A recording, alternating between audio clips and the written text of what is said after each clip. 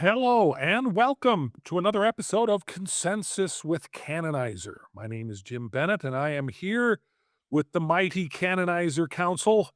We have Kelly Casaday. Kelly, how are you, sir? Feeling extremely mighty today. Well, the beard, I think, is what really sells it. The beard, that's the mightiest beard I've ever seen. Yeah, it's coming off in 2 weeks, I think.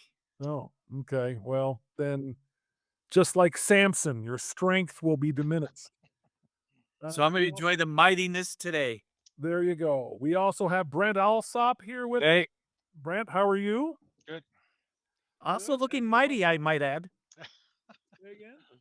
Also, Brent is looking mighty, I might Except add. for my bad hair day.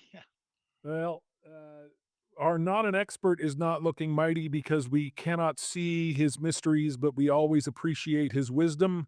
How are It's you, a not an expert? fantastic day in the void. Yeah. Very nice. Very glad to hear it. So, we have been talking about some really explosive political things in the last few podcasts. We're going to talk a little bit about politics here, but we thought we'd maybe tone it down here a little bit and talk about something that is a bit more sophisticated or a bit more requires, I think, a little bit more intellectual engagement. I am wandering as we talk, but Kelly, can you lead us through this today's topic?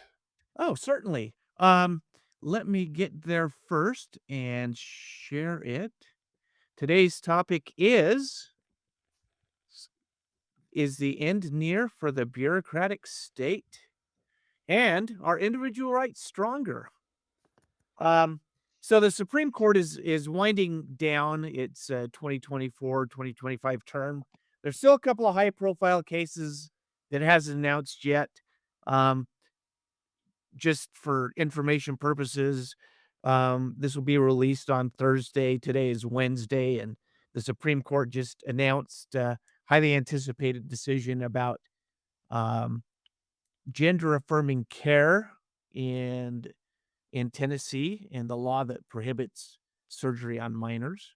But that's not what we're going to talk about today. Instead, we're going to talk about unanimous decisions that restrict the power of federal agencies, returning power to the judiciary, to the states, and hopefully having the legislative branch and the judicial branch do their jobs.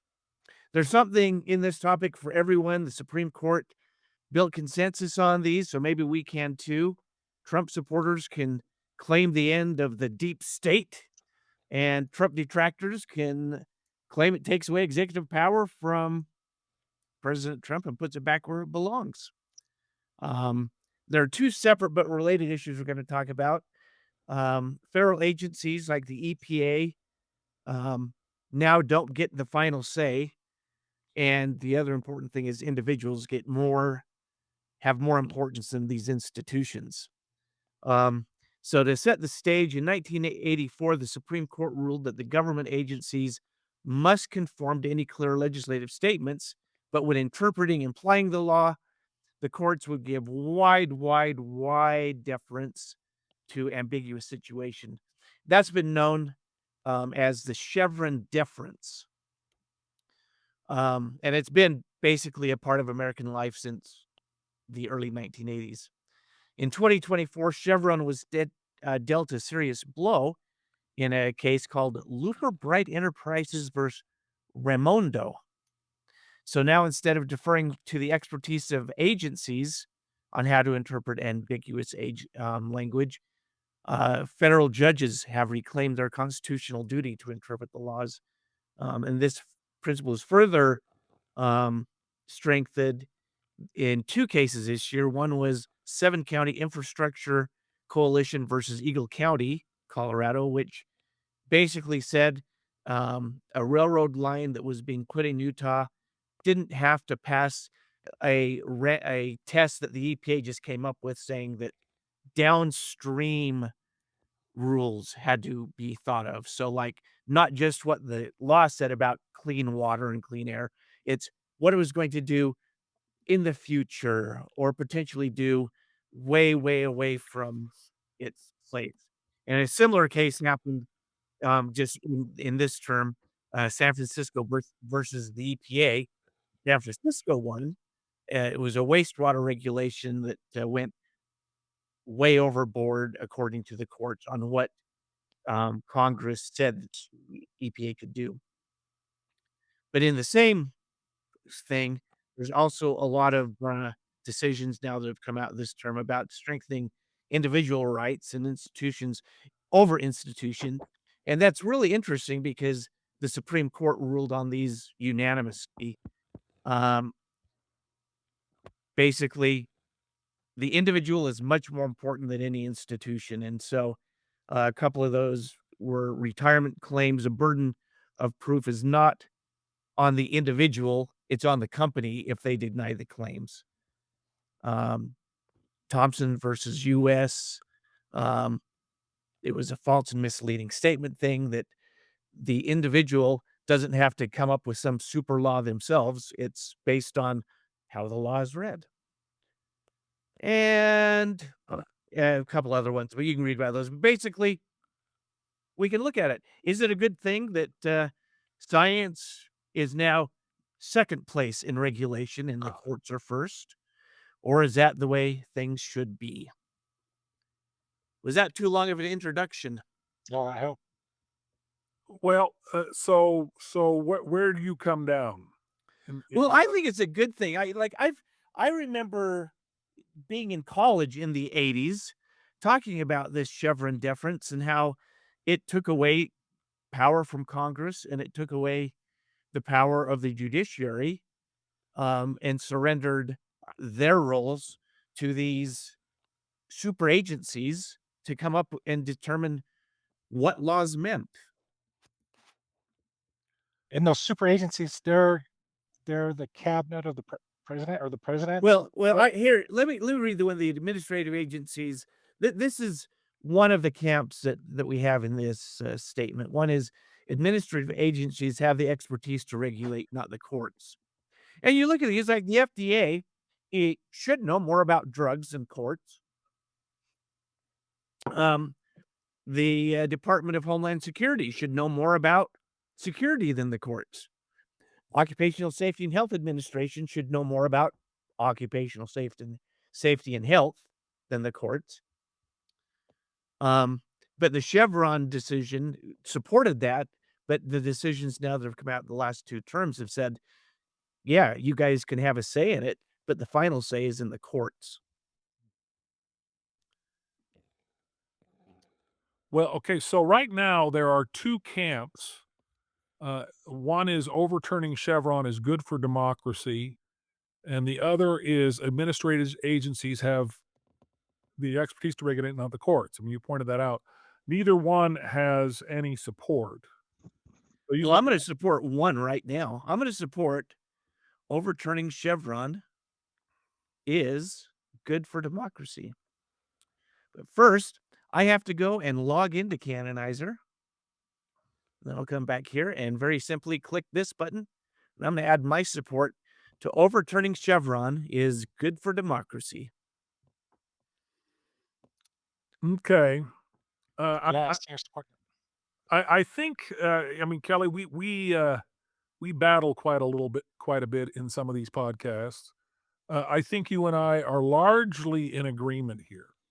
I remember back when my father was in the United States Senate, he kept having a battle with a bureaucrat who, whatever it was some legislation that Dad had sponsored. I don't remember the specifics of it, but it kept being the appropriation that Dad had put in the legislation explicitly. A bureaucrat kept taking it out, and finally, uh, and somebody was talking to him, and he says, "I'm tired of getting rolled by Senator Bennett on this." And Senator Bennett said, "I was elected, you were not. You will implement the legislation as it is written." And that's how it went forward. But it was a huge battle to make that happen because the bureaucracy was so entrenched in terms of its ability to outlast elected officials Yep. to a large degree. One of the best arguments, this may be a little bit of a tangent, but one of the best arguments against term limits in the state of California, particularly, what they discovered when they enacted term limits was that elected officials had term limits, but the bureaucracy did not. And so all the bureaucracy had to do was wait out the elected officials, and then they could end up doing what they want. So I don't look at the deep state in the same sort of way that the Trumpers do in terms of it being this big dark conspiracy. I look at the deep state as being a product of inertia and a Yep. product of I, I think it was Paul Songus, who ran for president in '92 as a Democrat, who said, if you think that the words government and efficiency belong in the same sentence, we have counseling for you out in the hall. You know, the bureaucracy allows the perpetuation of of inertia. The idea of inertia is if something's not moving, uh, it's not going to move. But if something's in motion, it's likely to stay in motion. And the bureaucracy is functions exactly along those lines. And so this decision, to a large degree, puts an end to that kind of inertia and returns the power to the people who are elected to wield it. So I would agree with this, um, and maybe I will even, in the interests of building consensus, I think I may join your camp. What do you think? I'm thrilled, and there's not a thing you said that I didn't wholeheartedly agree with. And Well, then this and would be a really short podcast unless Brent or not an expert decide to weigh in. Yeah, my first thought was when I read through both those camps, well, I can see both sides, so I'm thinking, not sure if I want to commit to one to the other. But listening to you and Kelly, um, yeah, I think I'm gonna join the overturning Chevron's good for democracy. So that, yeah, I feel more educated now. but I'll People throw in who the know other me side here too. Oh, go ahead. people who know me know that I have been screaming from the rooftops for over 15 years about this issue, in that our Constitution clearly states that we have a separation of powers, that the legislative branch creates the laws, the judicial interprets the laws, and the executive branch enforces them. But with these agencies, they have this magical little legal bullet that they call rules. They're not laws, they're rules. And these federal agencies have the ability granted to them by Congress to create these rules, enforce these rules, and to make judgments in their own pretend little courts about these rules without touching any other branch of government. And that's just absurd. Uh, Theoretically speaking, that is absurd. That's an abuse of power, and that's just a slippery slope, for to say to use the term, towards authoritarianism in the long run.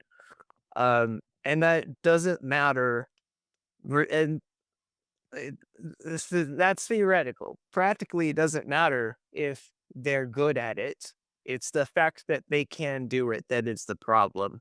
That being said, no one expects Congress to have any idea about how to make written law regarding the tort specifications of threaded fasteners, or the uh, the compliance of recording the torque specifications of a threaded fastener on a jet engine in when you're doing maintenance on aircraft, right? The thing with federal rule is it's extremely specific, and it is extremely niche and requires comprehensive and detailed expertise in that field.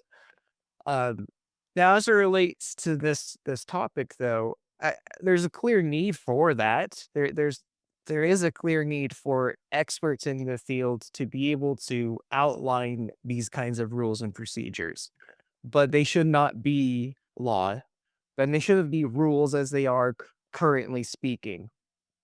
I think that there should be some kind of middle ground here where, uh, or some kind of, not even middle ground or not even compromise, but some solution where the federal agency should have the ability to create these rules, but whenever they do so, they should have a hard expiration.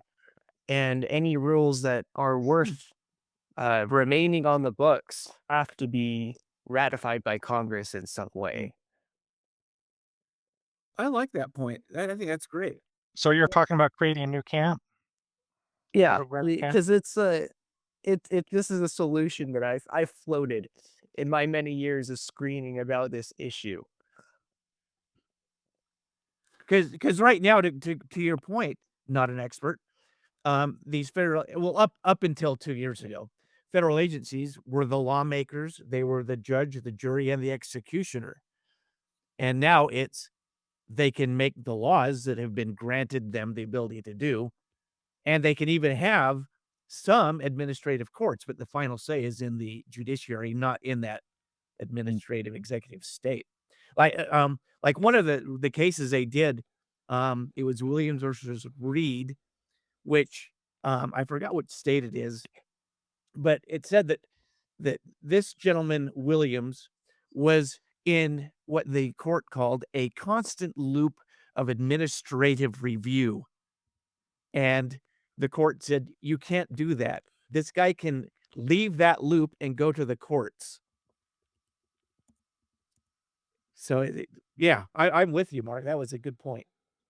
So yeah, Mark, or it sounds like you're just proposing a modification of the current because there's a clear consensus camp emerging, and it sounds like you're just when you're saying a middle ground, is there something you can? And it sounds like Jim and Kelly are on board with what you're saying. So can we modify this statement to make it more of a middle ground that you're talking about? Well, as a solution, I think that we can make a camp that has some very specific uh, verbiage that actually outlines that solution. Because I don't Yes. think everyone is going to agree with that. And it's also not explicitly related to overturning the Chevron defense. Well, so maybe it's a subcamp to this camp. But I think as long as all three of us agree, I think it should go in this camp. And then if someone else shows up and says, I agree with all this except this, then and only then should we fork the camp and make a second camp. Because as much as possible, you want to keep the camps unified. And if someone else shows up and you have to split the camp to represent his different position, then and only then should we fork out a separate camp. At least that's my feeling. So I think we should just have Mark go through and rewrite this stuff and then see if Jim and Kelly and I all agree. So what happens when you achieve consensus this quickly?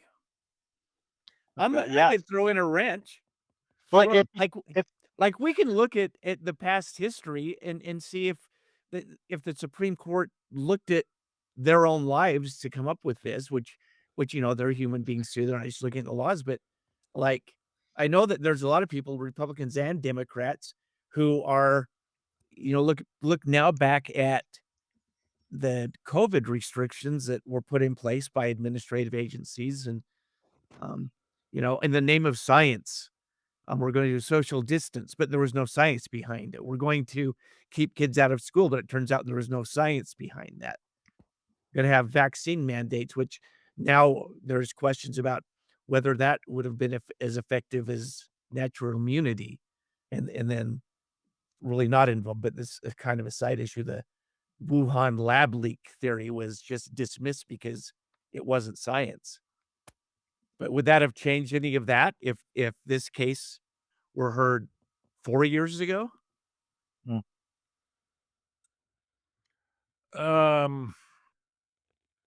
You're attributing the reluctance. You're attributing the reluctance to consider a Wuhan lab leak to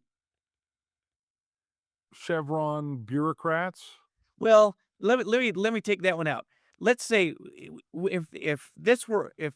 if Chevron were overturned 4 years ago, would the country have been filled with lawsuits about school closings? Hmm. Or would it have been science says that, so we're not gonna touch it? Well, even Donald This is a theoretical exercise here. right. Well, when Donald Trump was president, he called for the lockdown and social distancing. He also was the president who did Operation Warp Speed to push the vaccine. The fact that Yep. there are so many of his supporters, and now his Health and Human Services secretary is an anti-vaxxer. Uh, the the fact of the matter is the executive branch and the legislative branch were united in the kinds of things that were done early on to respond to COVID. The controversy came as the lockdowns endured, and then Trump sort of changed his tune and wanted everything opened up very quickly, and that didn't happen, and so there was controversy there. But and I'm not trying to argue the value of the lockdowns or any of the content of that. I'm trying to say that I don't see the connection between that and the Chevron decision.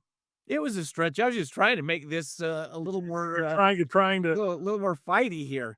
Like, we've built so much consensus, I don't know what to do. Yeah.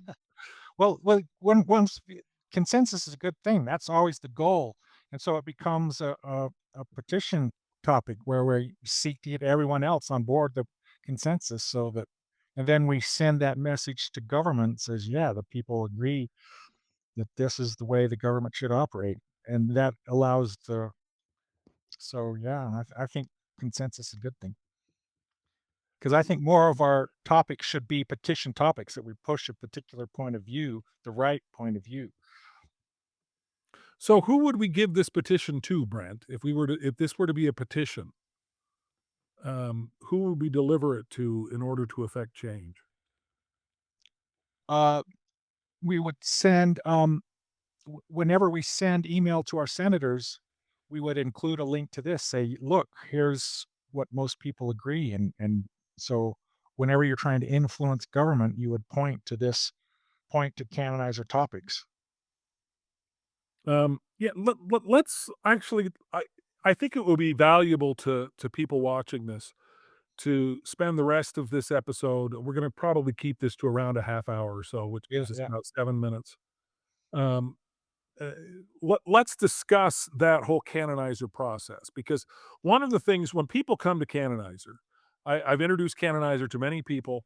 I've explained canonizer conceptually to them.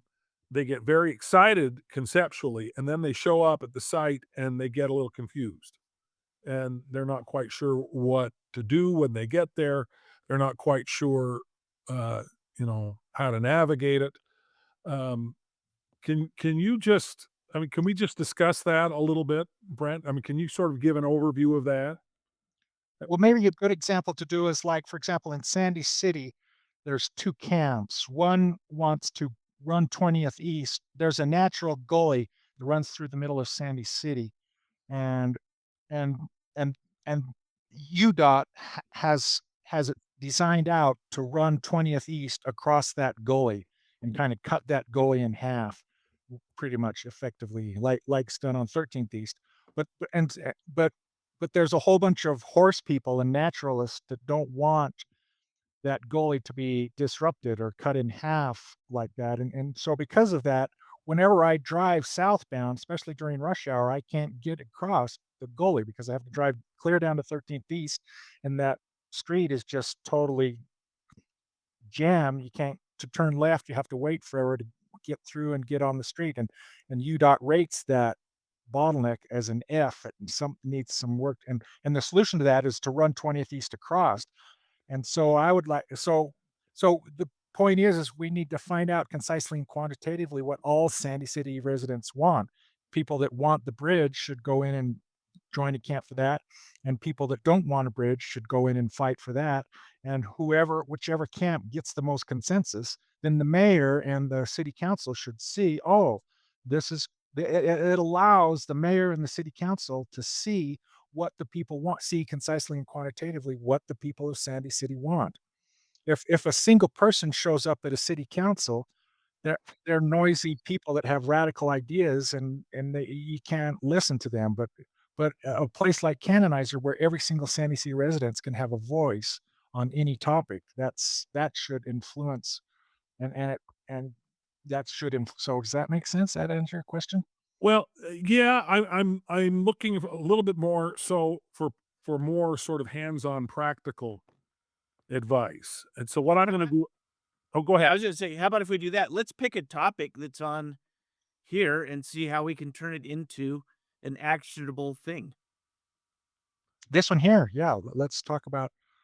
So yeah, so if we run our advertisements, we should advertise to get people on board, and then once we build a consensus and we have, say, if we had several thousand in this camp and none of the other camps had any support, then we could start sending letters to our congressman saying,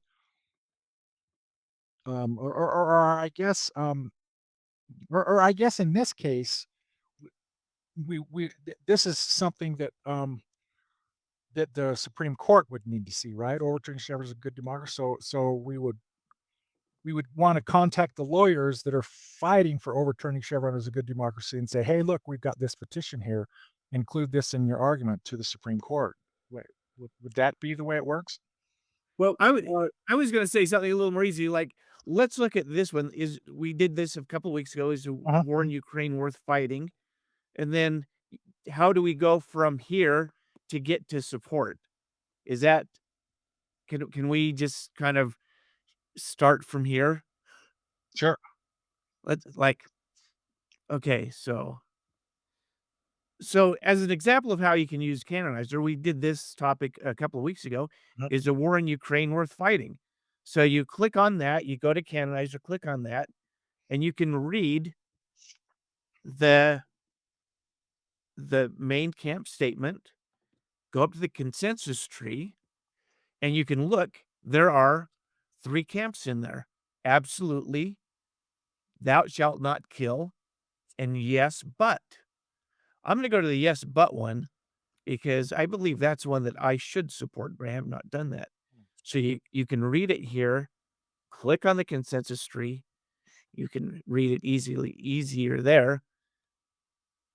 And then if that's something you agree with, then you're gonna add your camp support by clicking there. Right, right.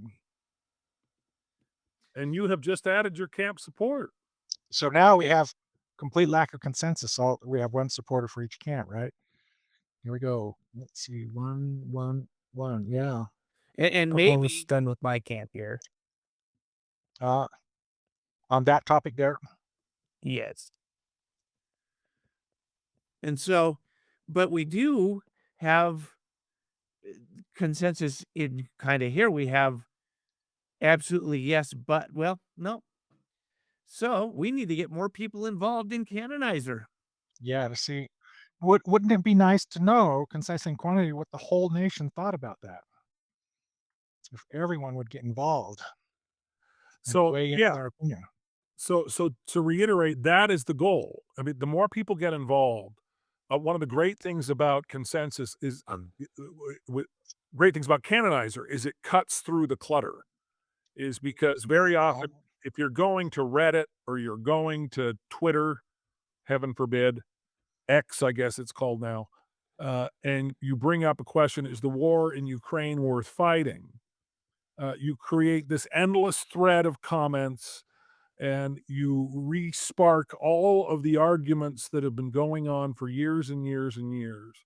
And it all just becomes noise that sort of fades until the argument is raised again and the whole thing repeats itself over and over again. There's no real clear sense of where the discussion is. And the wonderful thing about Canonizer is that, even as we've gotten somewhat contentious in this podcast, if you go to the Canonizer camps on the topics we discussed, there is no invective, there is no contention. There is simply a declaration of everyone's position. And there is a clear there's clear evidence of where the argument is.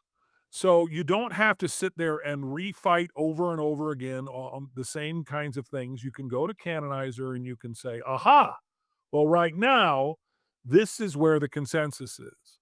And I agree with the consensus or I disagree with the consensus, but I don't have to get into a fight over it. And I now have a clearer understanding of the state of the argument that I don't get anywhere else. That's what's so unique about And it Canon. becomes a source of valuable information because on Twitter and all the blatant tweet platforms, the noisy, clueless people are the ones that have bad, mistaken ideas, immoral ideas, that they're the ones that make all the noise. But that stuff tends to filter out because even though they have a voice, no one supports their mistaken ideas. And so the more expert the idea, that it achieves more consensus. And so it becomes a educational thing.